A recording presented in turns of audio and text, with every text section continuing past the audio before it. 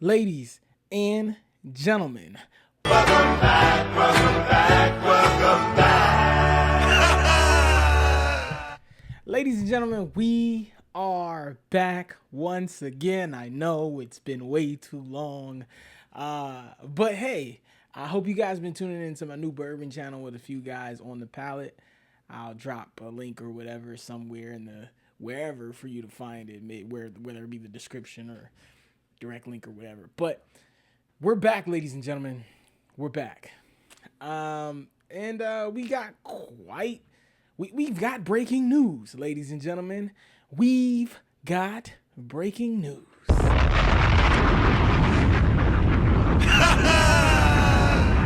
Ladies and gentlemen, they freed your boy Thug. They freed your boy Thugger, ladies and gentlemen. Now, I just want to point out something very explicit, very clear, very there. Young Thug was involved in some nature of criminal activity, which he did plead guilty to, and he will carry those charges for 15 years of his probation. So again, while everyone is about to rejoice in all of this, I do want you all to realize that you are congratulating a person who did commit crimes, who did put people's lives on the line and commit criminal activity to some degree, which he did plead guilty to. Now, when we talk about the reality of why black men are in those particular situations with an impoverished community, then we talk about a larger system of it all. So I won't directly blame the person, which is a byproduct of an overall system. I won't do that. But I mean, we do have to have some accountability for the fact that this person did commit crimes. I mean, I talk about this often with myself and other people. I find it interesting how people will name like food and beverages after criminals, like mob bosses and things like that. And it's just like we're memorializing people who killed people. I would rather memorialize a person who ran this country and was a white supremacist. You know what I mean? Like they're as guilty of a particular crime or injustice upon a group of people, whether we talk morally, socially, or morally or ethically. So yeah, I want us to all put that in context before we get too happy about this. Now, jumping into it, ladies and gentlemen, I'm just happy another black man isn't a product of the system. All right. And what I have to say about Thug, please, for the life of you, Thug, for the life of you, young Thug, for the life of you, young Thug, find you a plot of land somewhere in Wyoming or the middle of Colorado, right? Where and listen, leave the drugs alone. Don't young boy the situation, right? Chief Keef had an interview recently where he talked about, man, moving out of Chicago really changed his mindset, really allowed him to grow and evolve.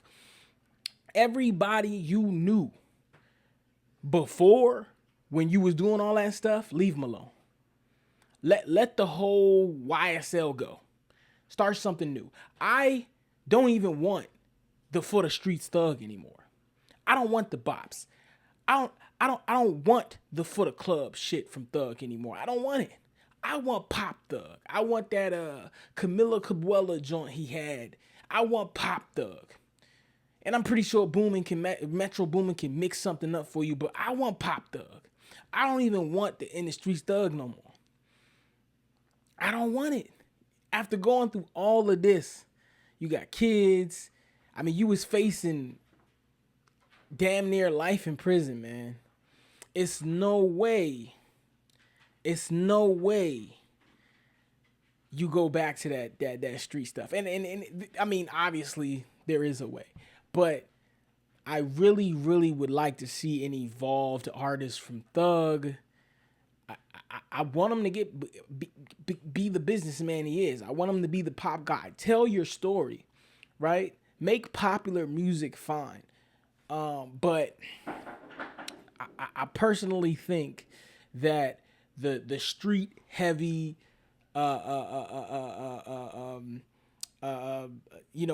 snitching on myself type of music, right? Incriminating music type of a thug. I don't want that anymore.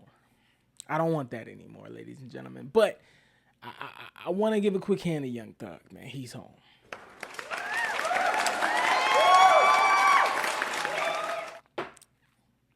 Small victory though, because they got Durk. And ladies and gentlemen, I read the documents on Durk, and you guys can go out there and do that yourself. There is some ambiguity that exists within it all, and there is some wiggle room for him in his defense, but it's a tricky situation, man. I mean, when you have documents spelling out the fact that you took a private flight to LA from Chicago or wherever you came from, and you were with some guys who then booked a hotel in your name and then went and committed a crime, and one of which admitted to it, it leads you to be the culprit or the person who funded the activity.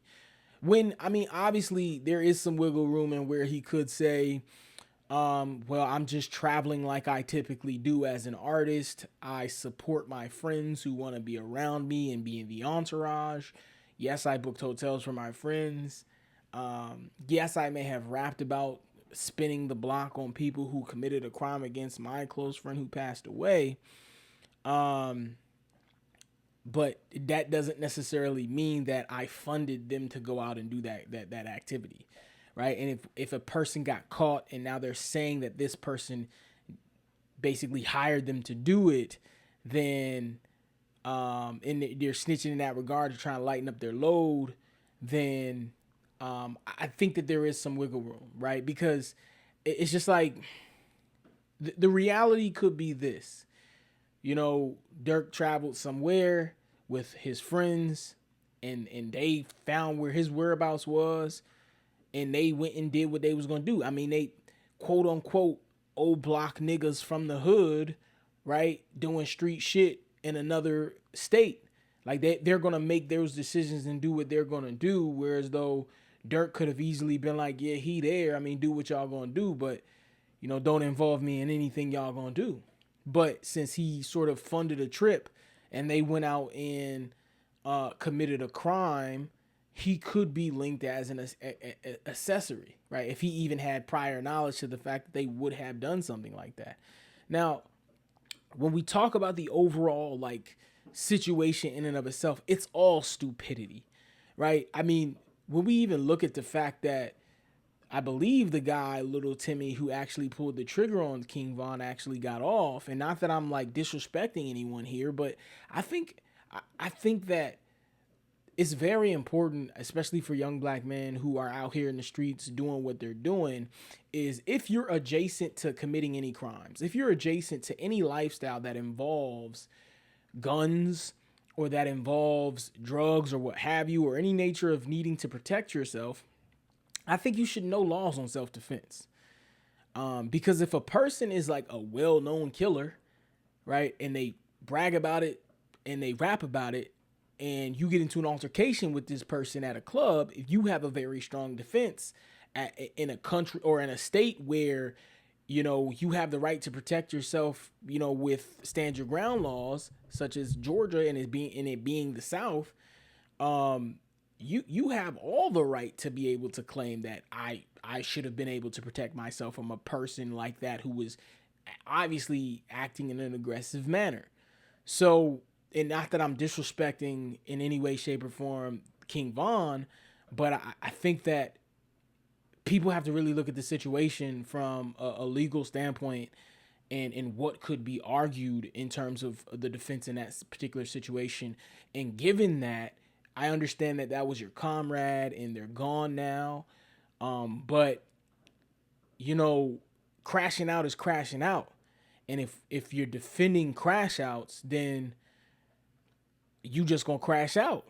I mean, it's a cycle, in my experience, right, in doing some of the stupid things I did in my life, at some point I had to face the music for myself, and I think that it's selfish and it's irresponsible if you're involved in things like that to put other people in harm's way because of your behavior. And so I think that this should all be a lesson for young rappers who make it out of a struggling environment, or people in general who make it out of a struggling environment, because it's not just rappers who crash out like this. Is to understand, like, you really have to evolve when you make it to that next level and leave certain things behind, because it's really not worth it. It's really not worth it. You know, that 5 seconds, that 2 minutes, or whatever it is, that has now determined the rest of your life when you have kids is kind of crazy. You know what I'm saying? It's kind of crazy, and I know it's hard to let something like that go. And you know, I'm not telling someone that how to handle their how they grieve or what have you, but I think when you really look at the facts of the situation, I mean, it's just like, you know, it's a product of the environment, you know, from start to finish. So again, I'm not gonna sit up here and say free Lil Durk, because this is a person who has rapped about committing crimes against, you know, his own people. And again, I'm not blaming him for necessarily doing that, even though there has to be some accountability there, because this is a person that's a product of a system that that influences the behavior.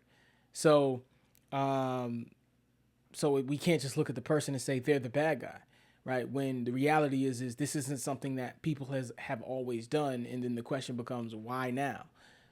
What's changed? What is the circumstance and the situation and the reality for that to now occur as frequently as it does? So I'm not going to sit up here and say free that person when they've committed crimes, but from the standpoint of being a black man and understanding how black men have fallen victim to the system and has taken them away from being able to support their families, even though the black men we talk about primarily who have been victims of the system in yesteryear were a lot of them being innocent men. And I think in this situation, hey, I don't know the facts of this particular situation, but he's not an innocent person. Lil Durk, in terms of the history of the lifestyle that he lives, and in some ways and at some point in time in his life promoted, isn't necessarily a role model, isn't necessarily someone I would recommend someone protest for. I mean, you have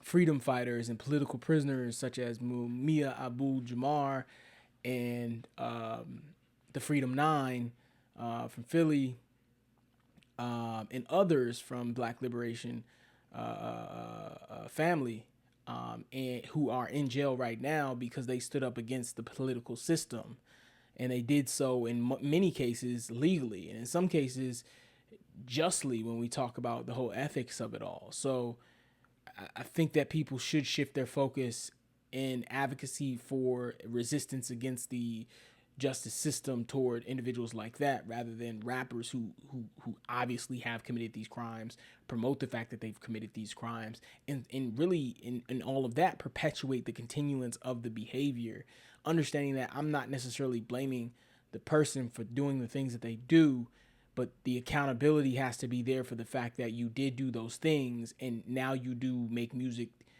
to sort of exploit a group of people by promoting the behavior, and benefiting from it. So I think that's a very real reality that we also have to face when we talk about things like that. Not to take anything away from him, I wish him the best, but hey, it will be what it will be.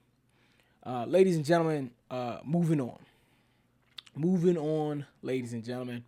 I want to talk about the new Tyler the Creator album, ladies and gentlemen. The shit's fire, right? The new Tyler the Creator album, ladies and gentlemen, is absolute fire.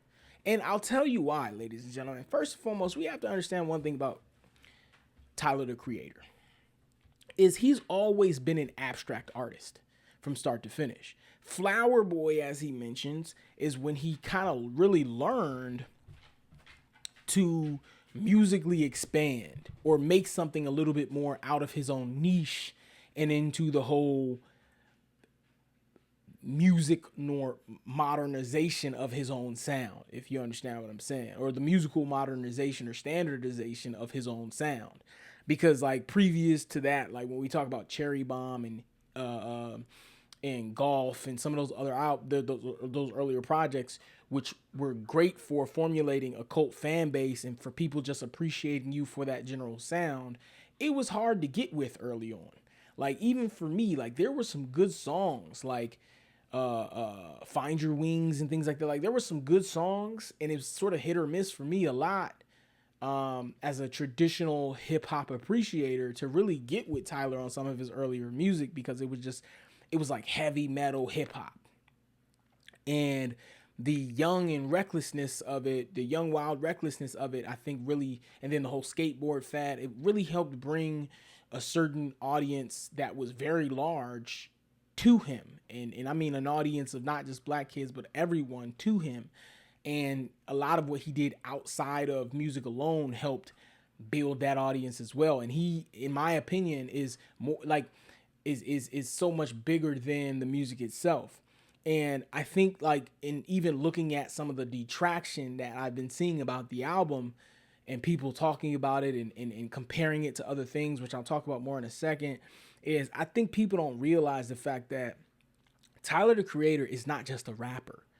He's in the artist echelon, right? And that's a big conversation. I mean, when we talk about artists, we're talking about people who are curating their own sound, they're behind the boards, and they're rapping, and they're doing it at an exceptional in an exceptional way in both regards. You know what I'm saying? Like you have to put some respect on those individuals, and then for them to also understand the significance and importance of originality and all of that, you have to appreciate that type of an artist in today's spectrum of music, because there's a difference between a person who's just a rapper and a person who is an artist, right? And while a guy like Kendrick Lamar might not specifically be behind the boards on what he does, his songwriting and rapping ability is just so out of this world, right? But when we talk about Tyler, I mean, he's Kanye West echelon. Like he's mastermind of music type of a guy in his own sound. And so I think that when you take a Tyler project and you try to relate it to another, or you try to compare it to another artist's music, like I've seen people saying album of the year and they're putting it next to We Don't Trust You. And I'm just like, bro, that's like comparing Mona Lisa to American Goth, the Gothic. Like two great pieces of work in their own regard, but even attempting to compare them it just doesn't make sense. You know what I mean? Like we can take a vote on what we appreciate more, or what we think was more musical, or what we think was more advancing to the culture, right? Which obviously the Tyler project is, in my opinion, right? But I trying to take away from something or a previous project of Tyler's in and of itself is like pretty stupid to me. Like even for people to already be comparing it to his previous projects, but understanding Tyler as an artist has evolved by the projects. Like it's a different sort of a status or state of the artist on each project. So again, I think that a lot of people maybe caught on to Tyler when Flower Boy dropped. Maybe you caught on to Tyler at Flower Boy. Maybe you caught on to Tyler at Baudelaire, right? Maybe you caught on to Tyler at Igor, right? Maybe you didn't know Tyler back in the Golf Wang days, right? Maybe you didn't know the Yonkers Tyler for real, right? And the fact that they really started off as this underground, obscure, abstract group of kids who were at the movement era of music, right? When you had ASAP and all these other groups popping up. Maybe you don't know that particular Tyler, right? When cult music was hip hop, when cult music was rap, and that was accepted and that was fine. And we didn't have so many discussions about who was the top guy, who was the best guy. And even those discussions didn't necessarily make a person more appreciated than the other back then, right? When we talk about the 2010s and things like that, because there was just appreciation all around, right? There was appreciation all around, right, at that point. And so and it was still a little bit a regionalism associated as well. So I think that all in all, when we talk about the Tyler project, I think that is great. I mean, he really evolves as an artist. He's talking about real things, man. Like he's growing up. Like I've seen a dope comparison where I heard someone mention that this is Tyler's Mr. Morale and the Big Steppers, which I think is a pretty good comparison, in understanding that this is an album where he's recognized his growth, and he's making music around that and about that, and in an artistic fashion still, and it's still musical, and it's still very much Tyler. You know what I'm saying? Like, you listen to it and I know this is Tyler, and I appreciate the fact that, again, it's this modern assertion of Tyler. And I think that this is more organic Tyler than Igor or Baudelaire.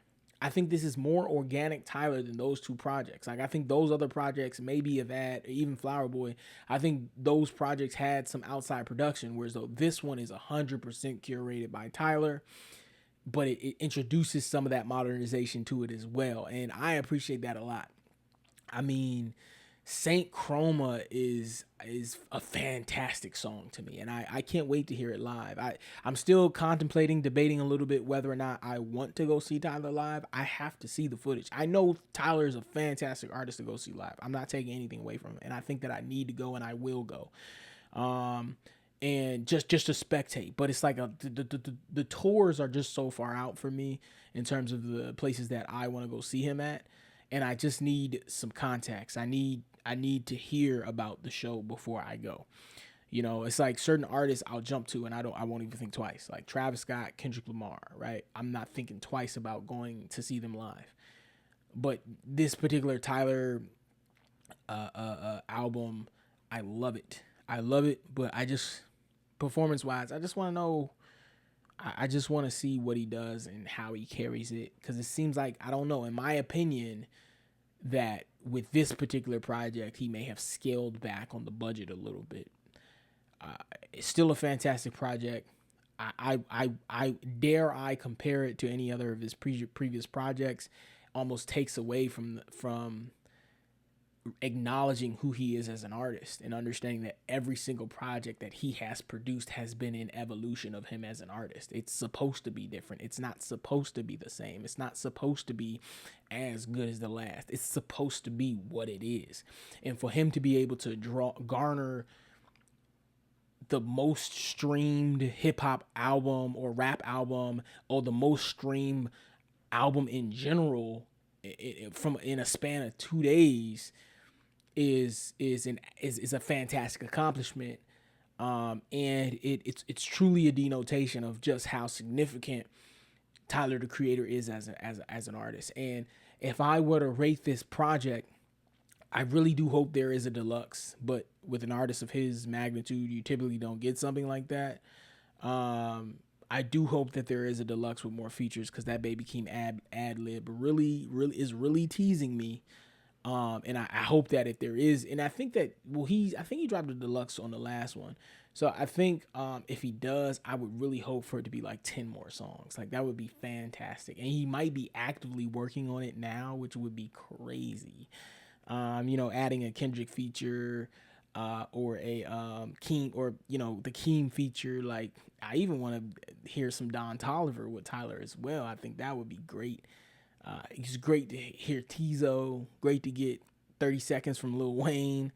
And then, just Glorilla. Being at the top of her game. She's going to go down as one of the GOATs. I know there's this press run for Megan right now. I think that she sees what Glorilla is doing, and she's trying to bid off of the Glorilla hype. But I think that we all need to realize that Meg Thee Stallion is more personality than she is she's appreciated for more personality than she is for the music, and it's sad because she does have talent and she does have an ability. But when everything sounds like the same song over and over again, and you're not really giving us a real bop, right? It just doesn't connect. A lot of her music, it's a lot of it is misses, and I just feel like you know, I don't know if Glorilla's writing her music or not. I think that she is. I would hope that she is. But whoever is in the room with her, they know how to curate just so many different tracks. For so many different tracks with just so many different flavors and approaches to giving off this vibe for the same audience. And Glorilla's just not missing, bro. And then even with her project, I mean, I really like that project. I mean, she got personal. She went a lot of places on that album. Not that I agree with all of the subject matter, but the Glorilla album was really, really good. I mean, it was a real album to me. You know what I'm saying? And I think that at this point, she's built up enough of a fan base that respects her to where we just want to listen to you. And she has that cult fan base now. And she has this ability to now stand alone as an artist. And dare I say it, Glorilla, in my opinion, when we talk about female rappers, in my opinion, Glorilla has even surpassed Cardi B. I don't think that even whatever Cardi B drops next, whatever Cardi B does next, it will not amount to the quality, the songwriting, and the appreciation that even this recent Glorilla run in project has done. Because I just think Cardi's done. I think her social media antics are just, people are over it. And you know, even if you try to put it in the music, it's just a lot of it is just messy, and it's not attractive anymore. I mean, people are growing up, you know, like a lot of the people who listen to you are maybe your age or a little younger. Like, while a lot of people might watch the drama shows and things like that, people are dealing with real life. You know, some people are raising families, some people are going through some of the drama you're going through, and I just feel like a lot of the Cardi B stuff is just, I mean, childish. I mean, you're like a 30-plus-year-old woman, you know, or 20-plus, however old you are, with all this goddamn money, and, you know, you dealing with a dude who just not doing you right, you know. And I think the relationship in and of itself is a little toxic. But, I mean, again, not to get on a left field tangent here, I want to, you know, really put the Tyler project in context and understanding that, hey, it stands alone. It is what it is. I give it a 9.3 out of 10. I give it a 9.3 out of 10. And if I were to just give you a rating on the Glorilla project, I would give it a 7.5 out of 10. Right? I think that is good, but it's not something that like garners a lot of, like, I gotta go listen to this. But it is solid for her as a project. And I think that was what we would consider one of her first official albums. So, yeah, that's it. Been on a tangent with that. But very quickly before we go, because today's a short one, ladies and gentlemen, I do want to do a very quick artist spotlight. Man, I got put onto this artist just randomly. I was on YouTube, and this clip came my way, and it's like, you know, bad quality, you know, and bad quality video, plus hip hop, and over 10,000 views equals good music. So, and I looked a little bit into this person's backstory. I love their evolution. They're very young. And without further ado, ladies and gentlemen, you got to check this out, because this kid is fire. I was chained up and down to the Lord, set me free, now I'm making it work. Me and patience, we ain't spoke for a minute, been really distant, but still praying it works. Quiet prayers, mama said the corner of my bed was sleeping, she was praying I work. To make a living, find a key towards my greatness, style like keyboards, they be playing in church. Okay, all my trials and tribulations, sticky situations, anyone faking, I lead to the God upstairs. Too impatient to be great enough to make a change, I lead to the God upstairs. All for the kingdom, most of all is glory, not fame, I lead to the God upstairs. Couldn't form me into taking a living, could break down, so it's stuff. I didn't fight to be like this. Yo, hold up.